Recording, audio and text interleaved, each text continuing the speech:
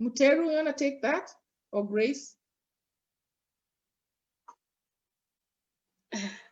We did.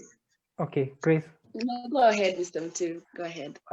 As far as costs are concerned, you know, we've done adoption for many years. I think adoption has been practiced formally in Kenya since around 2005 under the current act. Now, we came together because government interacts with us a lot. Why do we charge this amount of fees? And the actual cost of processing one adoption, yours, even as you see it, takes about 70,000 shillings, slightly short of 70,000 shillings, in terms of paperwork, in terms of maintaining an office, in terms of maintaining office equipment, in terms of transport to the different parts of the country. So really, the cost is hugely regulated, and if you look at like how much the adoption agency makes out of the processes of adoption, it's loss making by almost 3 times over what we receive in fees.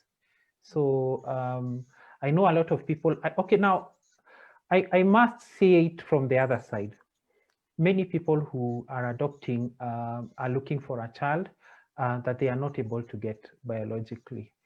On the other side, somebody is going to get free maternity services, and people have commented that that's not fair if you're working with government structures.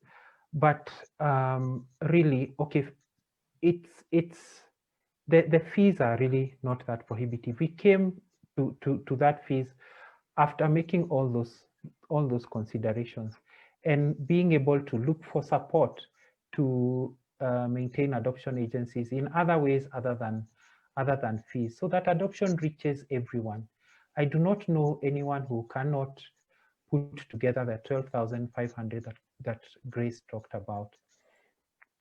So maybe Grace, you can add a comment about fees. Yes, and the other thing is that this was regulated, when was that? In 2005, Muteru? And it has never been reviewed ever again. So like we said, you're not in a profit-making business. And like Muteru has also said, adoption agencies go through, if you look at it in terms of the amount of work that is done, this amount is really subsidized, and will not say that it's expensive for the adoptive parent. And they need to also remember that 12,000 is also shared between the adoption agency and the children's home. So you're not coming to a children's home to pay more money.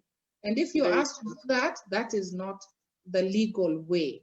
So again, we really want to emphasize there should be really two main costs you'll be looking at: the cost to the adoption society and then to your lawyer later on. And we'll be dealing with those legal fees later in another session when we are joined by our lawyers.